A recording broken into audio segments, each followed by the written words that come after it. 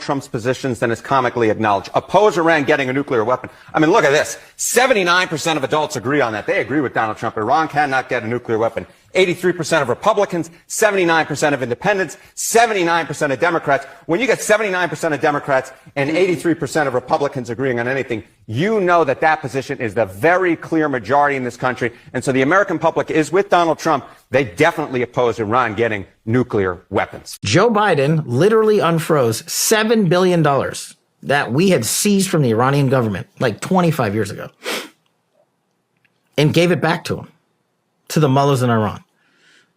He literally turned the key and said, okay, you guys can have this money back. We're going to trust you, Iran, not to create a nuclear weapon, not to fund the IRGC, not to kill Americans, not to launch another war in Israel via Hamas, Hezbollah. And you guys just report to us how the nuke stuff is going, because remember, these are the guys that want it back in the JCPOA, Obama's nuclear deal. How's that looking today? The Secretary of State for Joe Biden just said he can't tell you how close Iran is to a nuclear weapon, but he thinks they're pretty close. You let them do that. You know, they're buying their weaponry and stuff from China, Russia, Venezuela, oil. And now they're exporting their crude overseas, and people are buying that. Now they have access to the international banking system, which we froze off. I mean, Trump's sanctions program on Iran, just for example, was dominating. It was suffocating.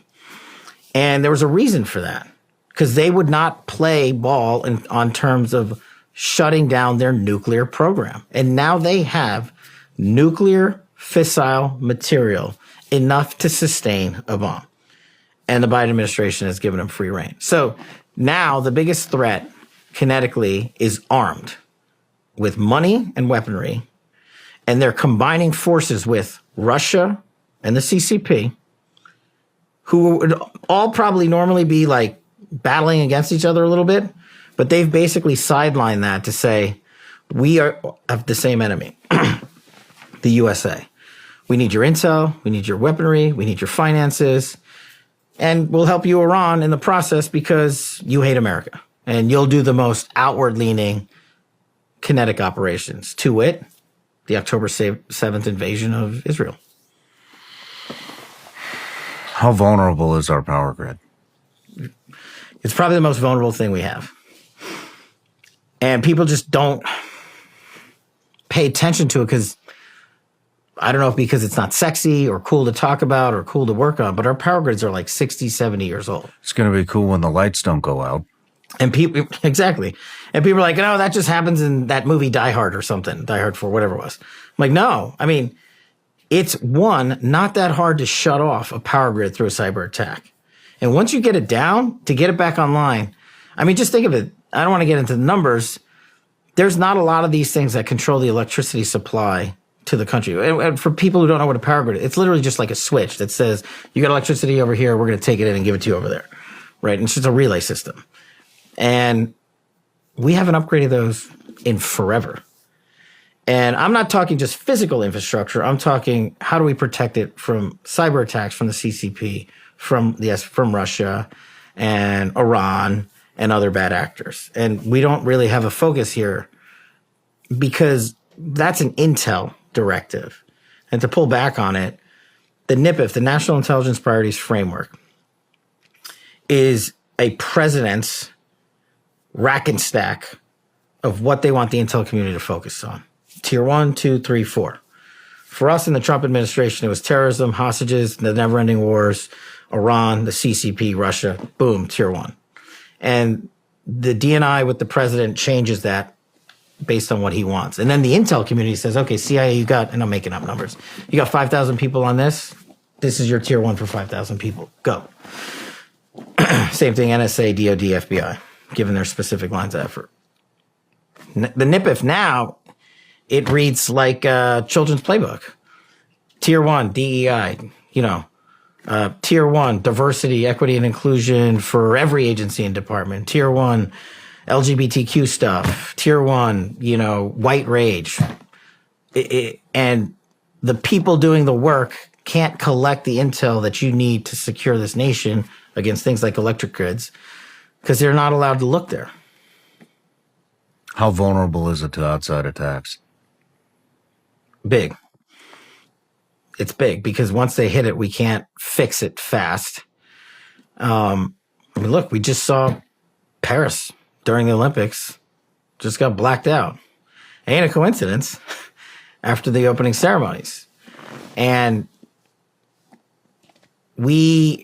again, I think President Trump has talked about this. You need to overhaul the infrastructure around these systems to safeguard us from what I view as one of the easier threats our adversaries can deploy against America.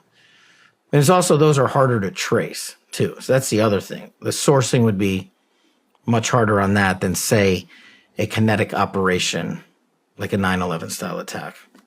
We work to counter Iran's efforts to develop nuclear weapons and missile technology.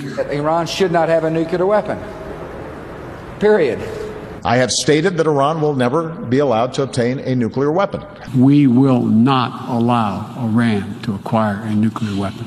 About how they were indirect threat and how the U.S. needed to respond without congressional approval. But as of right now, I have not seen that. You're arguing that after 46 years of the Iranian regime killing Americans, threatening Americans, saying over and over and over again, death to America, that maybe they were just, didn't mean it, that they're fiery but mostly peaceful Iranian butchers? I mean, I don't understand. This is a righteous struggle. But what you had people not exactly. Iran's a state sponsor of terrorism. And for them to be able to provide nuclear technology to non-state actors, that's unacceptable. And they have said that they want to see Israel wiped off the map. So the offers Iran a choice. They can take the diplomatic route and end their nuclear program, or they will have to face a united world and a United States president, me, who said we're not going to take any options off the table. Ensure that Iran never achieves the ability to be a nuclear power. That is one of my highest priorities. So if you have proof that Iran is building a nuclear weapon, would you take military action? I'm not going to talk about hypotheticals at this moment. Which foreign country do you consider to be our greatest adversary? I think there's an obvious one in mind, which is Iran. Iran has American blood on their hands. Okay. The threat from Iran is, of course, their stated objective to destroy our strong ally, Israel. That's a threat. A serious threat. It's a threat to world peace. It's a threat, in essence, to a strong alliance. I made it clear. I'll make it clear again that we will use military might to protect our ally, Israel. And will not allow Iran to acquire a nuclear weapon. If I'm the president, we will attack Iran. Whatever stage of development they might be in their nuclear weapons program in the next 10 years, during which they might foolishly consider launching an attack on Israel, we would be able to totally obliterate them. That's a terrible thing to say, but those people who run Iran need to understand that. Make no mistake, a nuclear-armed Iran is not a challenge that can be contained. It would threaten the elimination of Israel, the security of Gulf nations, and the stability of the global economy. It risks triggering a nuclear arms race in the region and the unraveling of the Non-Proliferation Treaty. That's why a coalition of countries is holding the Iranian government accountable. And that's why the United States will do what we must to prevent Iran from obtaining a nuclear weapon. As long as I'm President of the United States, Iran will not get a nuclear weapon. I made that clear when I came into office. And look, I mean, Iran has American blood on their hands, okay? And what we saw in terms of just this attack on Israel, 200 ballistic missiles, what we need to do to ensure that Iran never achieves the ability to be a nuclear power, that is one of my highest priorities. Iran's key nuclear enrichment facilities have been completely and totally obliterated.